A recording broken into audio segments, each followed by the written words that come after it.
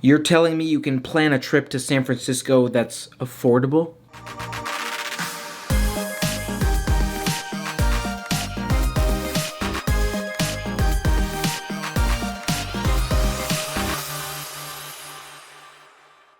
Hey everyone, Dave K here today. You may know recently I announced I'm planning a trip traveling back to the San Francisco Bay Area. So today I want to talk you through how I went about planning my travel itinerary in a cost-effective way. It's a very expensive area to visit. And so here are a couple of tips that I used to make my trip more affordable. Starting from the top of planning my trip to the San Francisco Bay Area, my biggest concern in terms of expenses was housing. Housing can get extremely expensive in the San Francisco Bay Area, and hotels and short-term stay accommodations are not any different.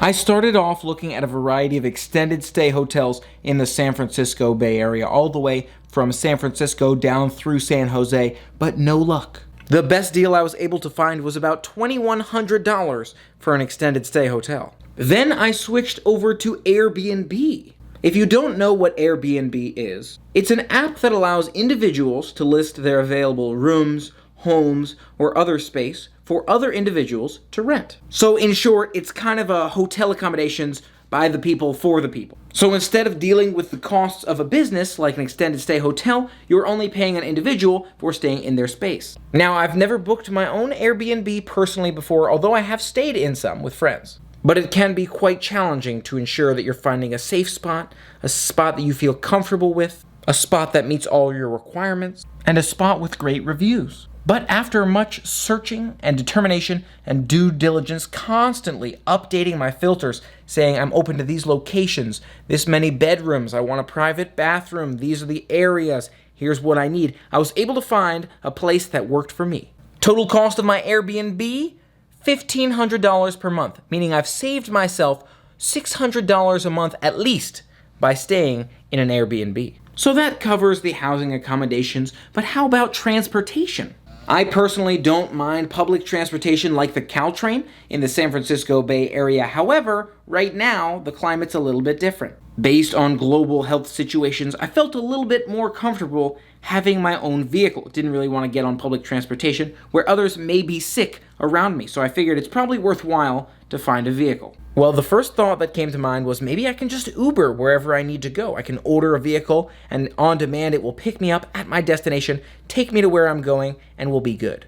But a couple of concerns came up on that front, including the costs can really add up if you're traveling around regularly, like daily, and secondly, you're exposed to more drivers who may also be ill. One advantage the San Francisco Bay Area really has that a lot of other places don't is the high tech, the first to some of these companies, and so it's something you can leverage to really reduce the costs of your travel. When I've moved around the San Francisco Bay Area in the past, I've used GetAround.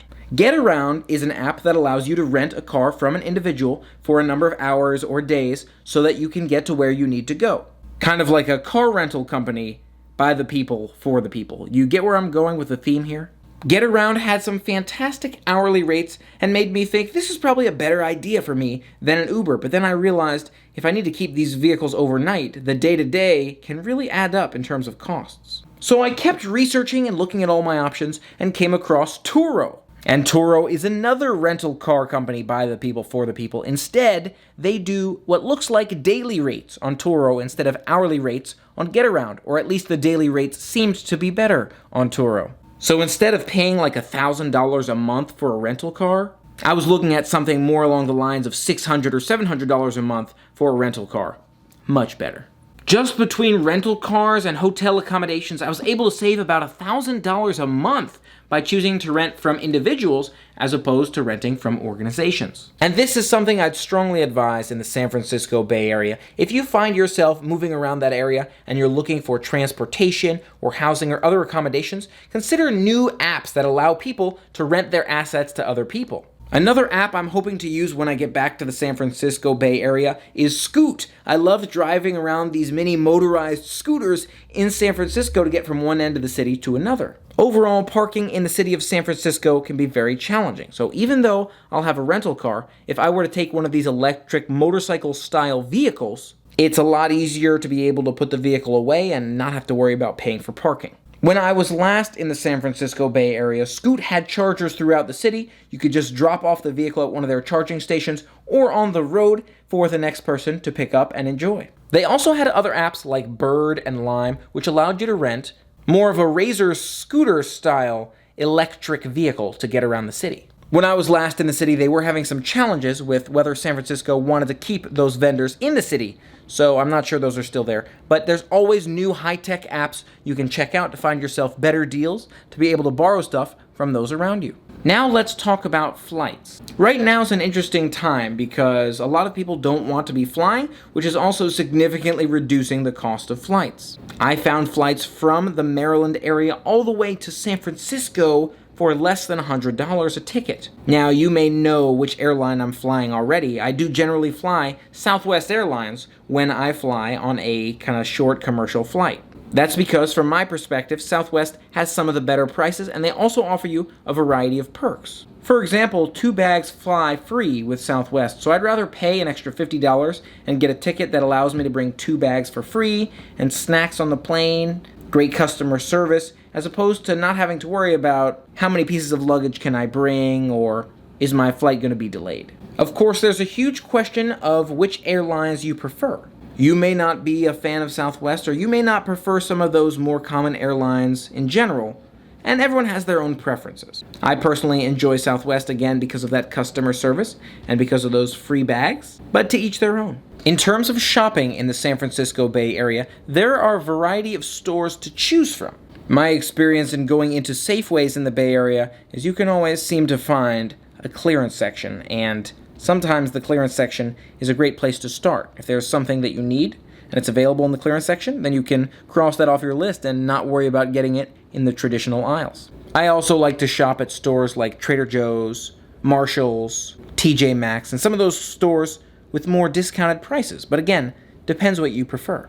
So those are a couple of tips from me in terms of planning an affordable trip to the San Francisco Bay Area. It can be a very expensive area to visit, and so these are a couple thoughts I have to maybe save you some money next time you make a trip.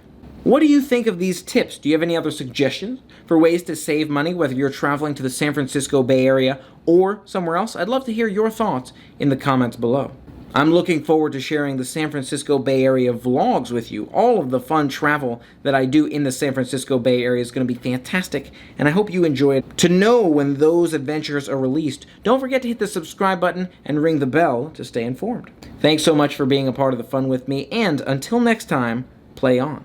Hey everyone, Dave K here. You may know, starting from the top of my travel journeys, housing can get crazy. If you don't know what Airbnb is, So, long story short, but after much searching and determination, so that covers when I've moved within the San Francisco Bay Area in the past, I've used Getaround. It's more or less, overall, those 2 decisions allowed me to say although I'll have a rental car, parking can be extremely difficult within the city of San Francisco. So being able to take one of these miniature motorized motorcycles. They also had other apps like Bird and Lime Bike, which allowed you to rent these more of a scooter style. Now there is one airline that I love to take, and I take it all the time. For example, 2 bags fly free with Southwest. So